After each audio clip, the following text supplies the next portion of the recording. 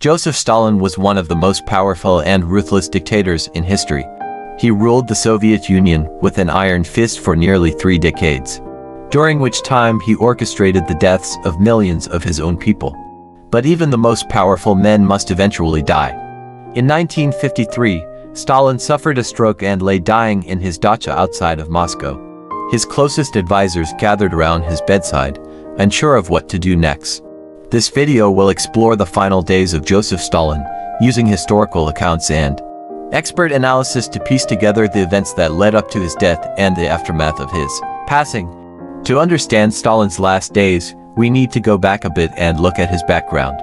Born in 1878, he rose through the ranks of the Communist Party to become the General Secretary of the Soviet Union in the 1920s.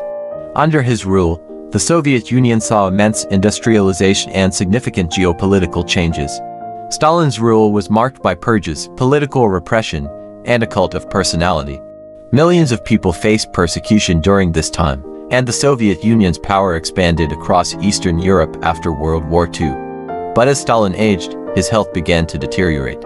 In the years leading up to his death, Stalin's health had been in decline. He suffered from a number of ailments, including heart disease, high blood pressure, and diabetes. He was also a heavy smoker and drinker, which only exacerbated his health problems. In the months leading up to his death, Stalin became increasingly paranoid and reclusive. He rarely left his dacha and met with only a small number of trusted advisors. He was also becoming increasingly forgetful and confused. On the evening of March 1, 1953, Stalin suffered a massive stroke at his dacha. He was found unconscious on the floor of his bedroom by his guards. Stalin's advisors were initially reluctant to call for help, fearing that they would be punished if he died. However, they eventually realized that they needed to get medical attention for their leader. Stalin was rushed to the hospital, but it was too late.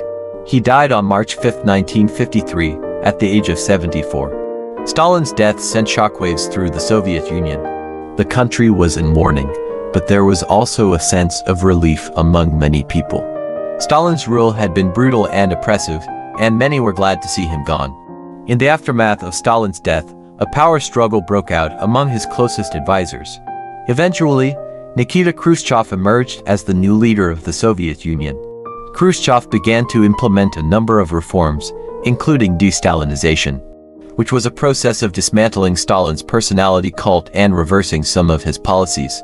Stalin's death was a watershed moment in Soviet history.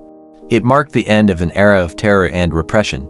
However, it also ushered in a new period of uncertainty and instability.